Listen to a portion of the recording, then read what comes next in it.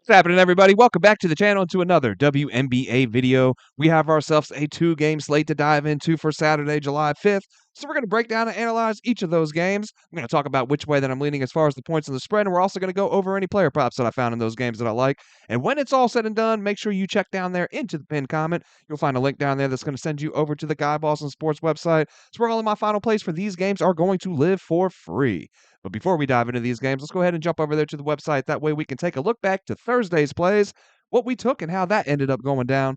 And guys, it was another just miserable night here in the WNBA. Back-to-back reverse sweeps, man. I don't think I've had this bad of a stretch probably ever in my time betting the WNBA, man.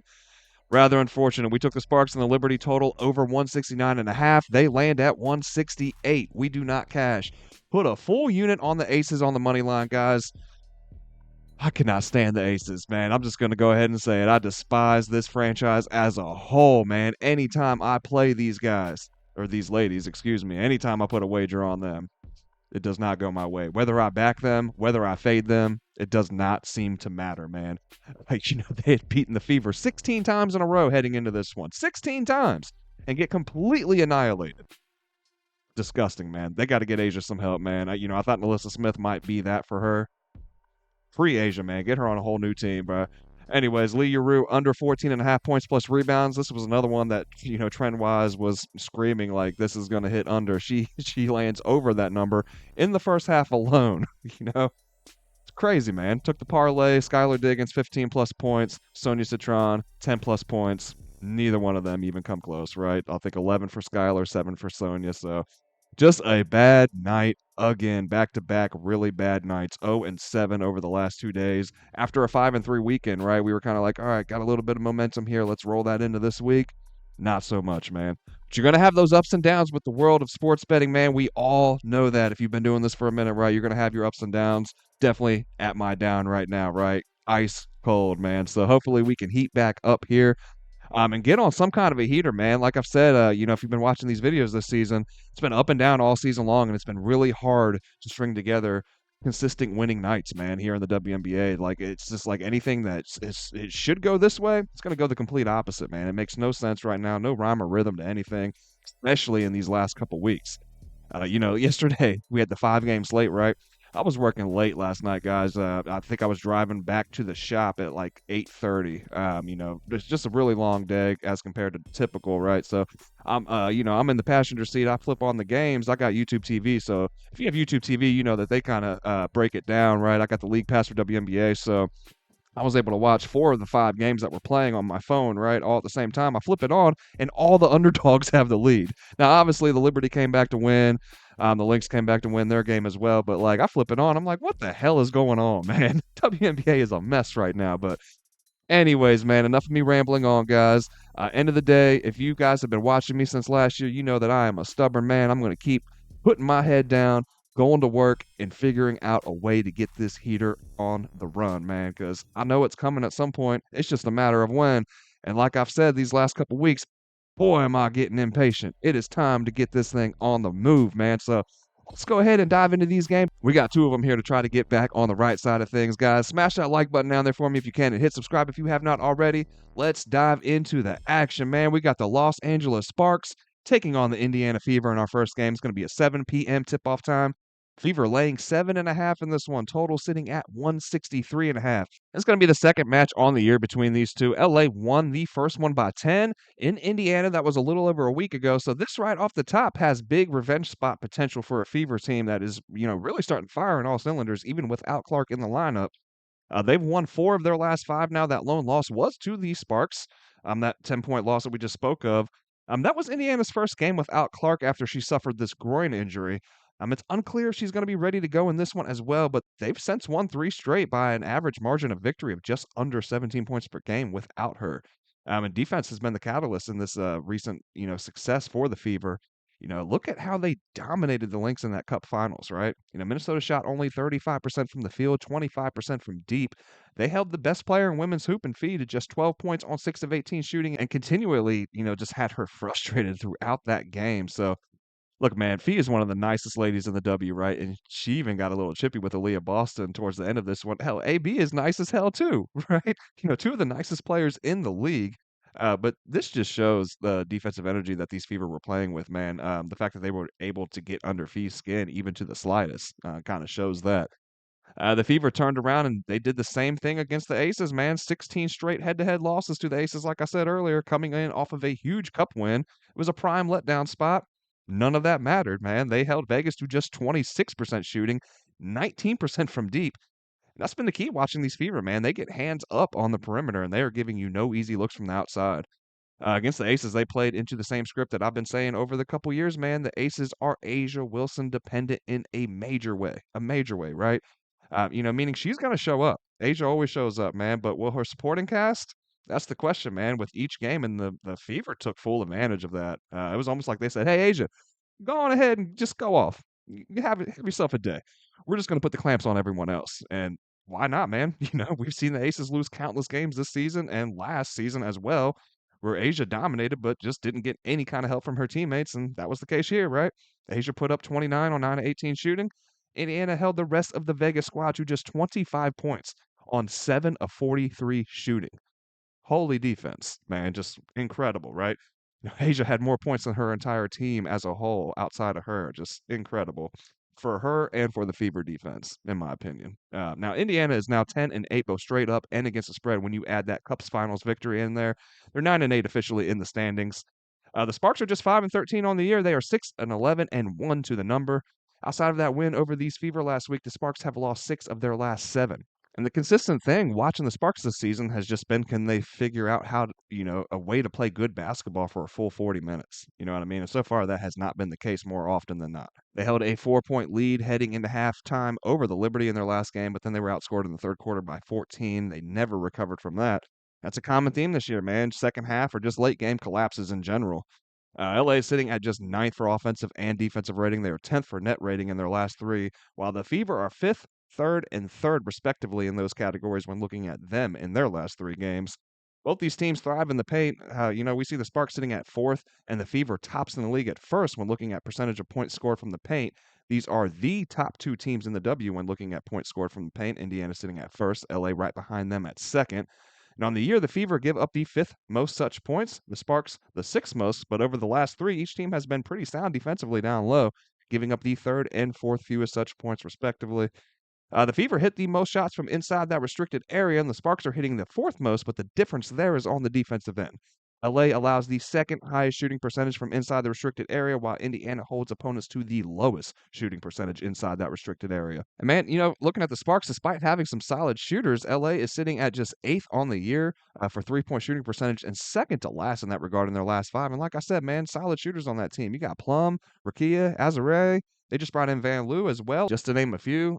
Plenty of shooters, man. Man, just plenty of talent, period, for this team. But they just can't put it together at a consistent rate so far this season, man. It's got to be the coaching. It's got to be because the talent is there.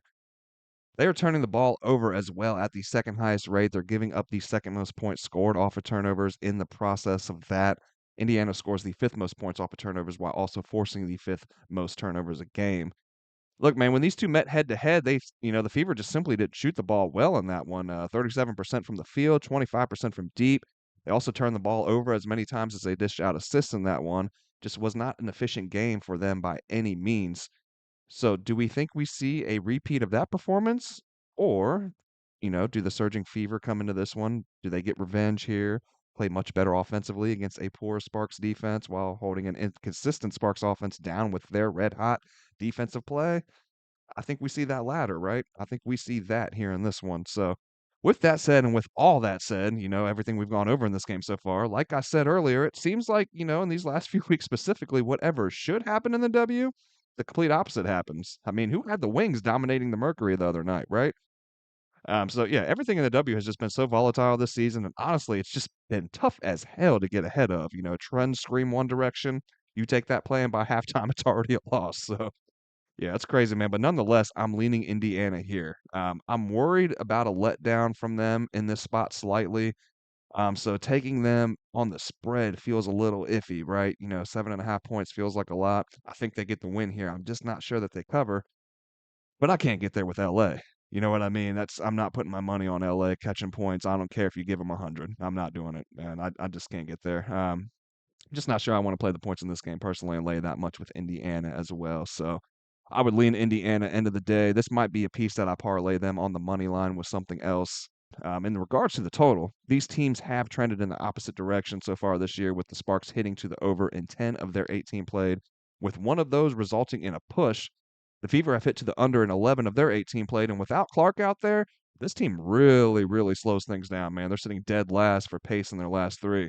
Now, this is a Stephanie White led team, right? You know, the former Connecticut Sun coach. And we remember how they played last season, right? You know, just slowest team in the league, defensive oriented, not a lot of points. Now, obviously, this Fever team has a lot more um, ways to attack you on the offensive end than that Sun team did. But it's not surprising to see an uptick in defensive pressure and a slower pace, especially without Clark out there pushing the tempo. It definitely makes sense, man. And you go and watch that locker room clip of Coach White addressing the team after that Cup championship, man, and she let it be known that this is the standard defensively. How they played in that game, that's the standard. That's what they need to bring in to every game, effort wise, defense travels. That's what she said. Defense wins games. Defense wins championships. And this Fever team just witnessed that firsthand, right? Now, a cup championship is not the same thing as a WNBA championship, obviously.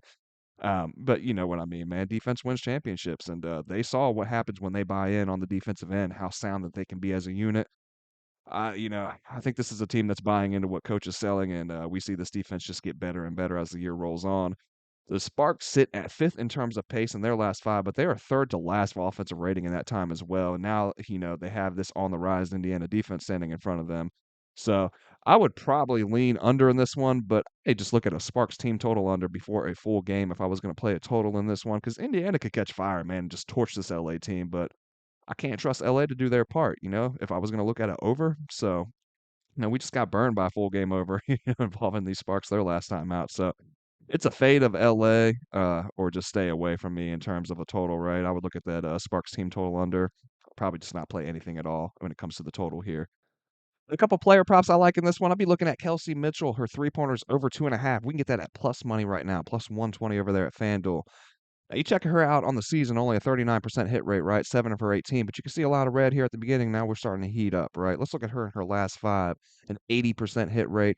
That one time that she does not hit over this mark was against that Minnesota Lynx, that defense there that we know that they have. Now, obviously, the Indiana Fever had a game there, right? But they were able to shut down Kelsey Mitchell from beyond the arc. But you see these other games in her last five, 5 threes, 4 threes, 4 threes, 4 threes, right? Kinda crushing it, man, shooting 52% in her last 5 games as well. So we definitely like to see that. On the season, she is shooting, 36% from three-point land, right? But like I said, man, just heating up here in her last 5. We definitely like to see that. Head to head, we can see also that she hit 4 in that, earlier meeting against the Sparks, shot 44% from the three-point line in that one. And that Sparks defense, man, sitting at 12th, second to last in terms of three-pointers allowed. In that guard position, they only move up to third from last. So definitely some struggles on that end. We can look at this insight from Outlier as well. We can see that Kelsey Mitchell has exceeded this 2.5 three-pointer mark in 4 of her last 5 games at home as well. She definitely plays better at the house. So I'm liking this one, especially at plus money, guys. Kelsey Mitchell over 2.5 threes. And I also like looking at Ari McDonald, her points over 9.5. We can get that at minus 122 over there at FanDuel. Now, she is a former Spark, played for the LA last season. You can see their points allowed sitting at third to last for that guard position. They just jumped up to ninth, so nothing to write home about, right?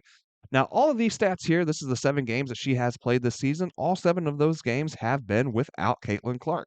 Obviously, that Indiana, when Clark is not out there, there is an offensive void that needs to be filled, and Ari's definitely capable of doing that, right? We can see that she has hit over this 9.5 point mark at a 71% rate this season, averaging 11.43 points per game, right? And then head to head against those Sparks, she actually had her best game of the season. Well, one of her best games, right? 14 points against the Sparks and the Dream. And then we can see this insight from Outlier as well. She has exceeded that 9.5 point mark in 7 of her last 8 games. That's going back into last season as well. When she's facing these bottom 5 defenses for points allowed, which obviously is these LA Sparks. So, I like her out there without Caitlin Clark. Obviously, we've seen the proof of the pudding, right? As far as the numbers are concerned.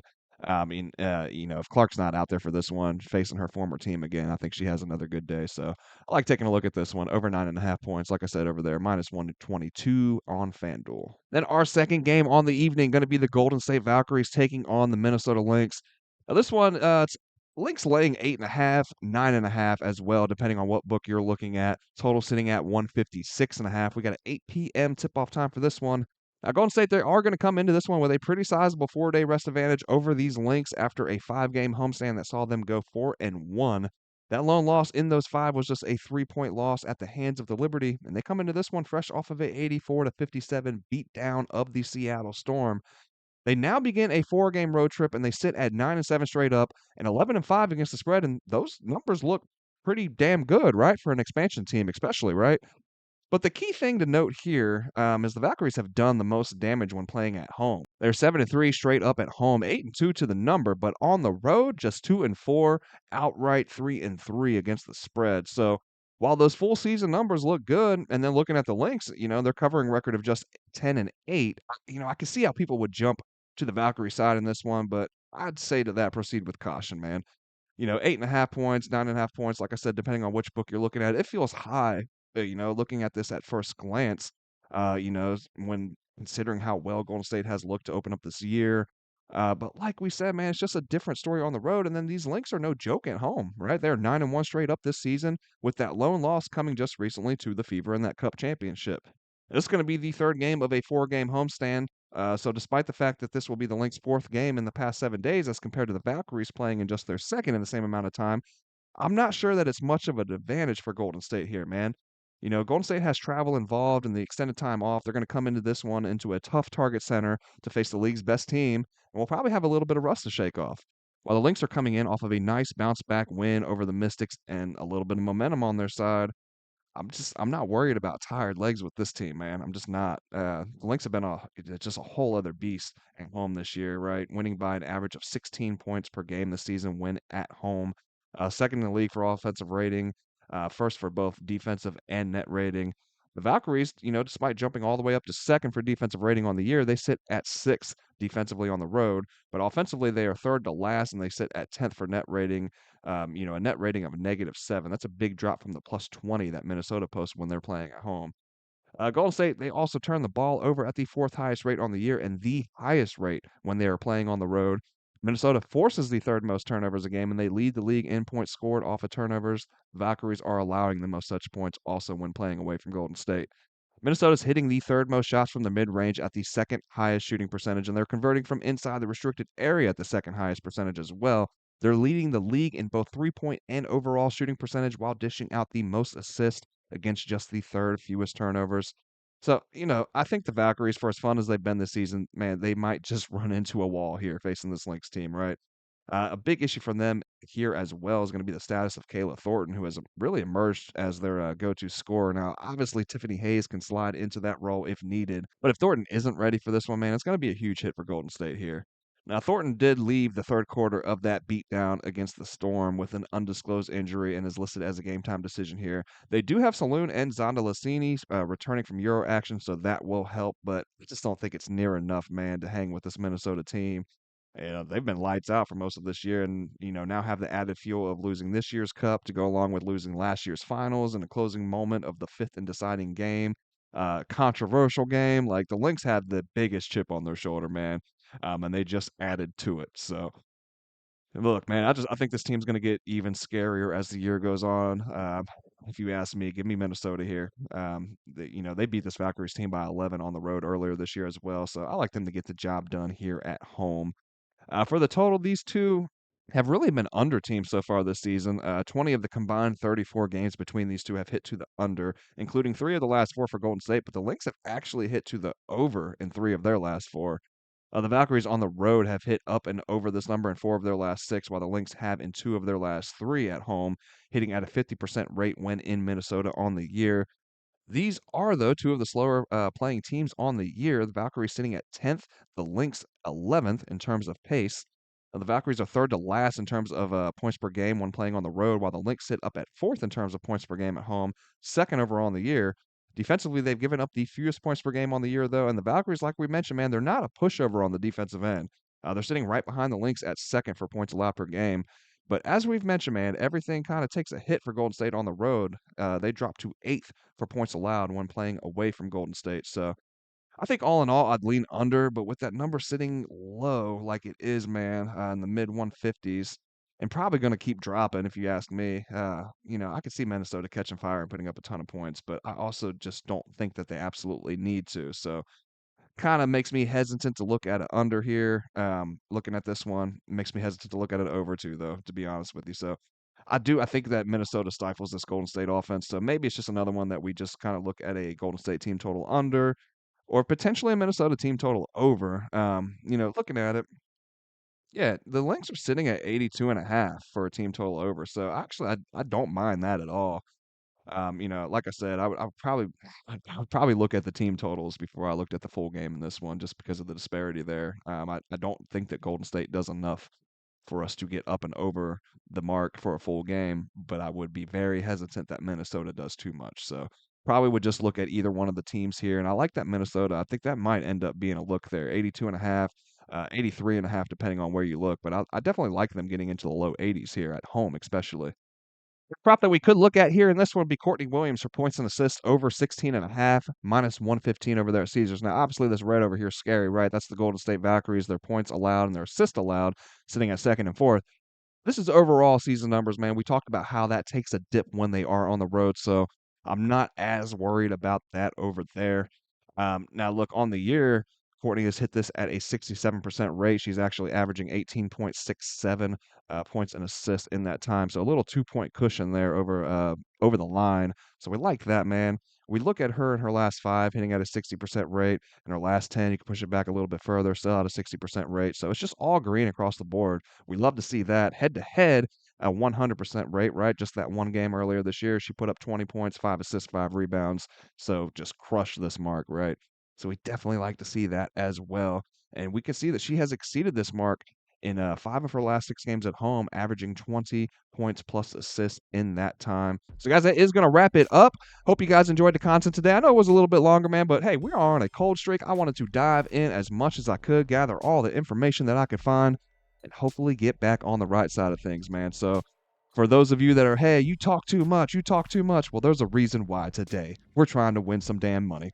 Okay, so hope you guys all enjoyed the content today. Hope you guys all have a great day. Cash out, and I will see you back tomorrow for the next one.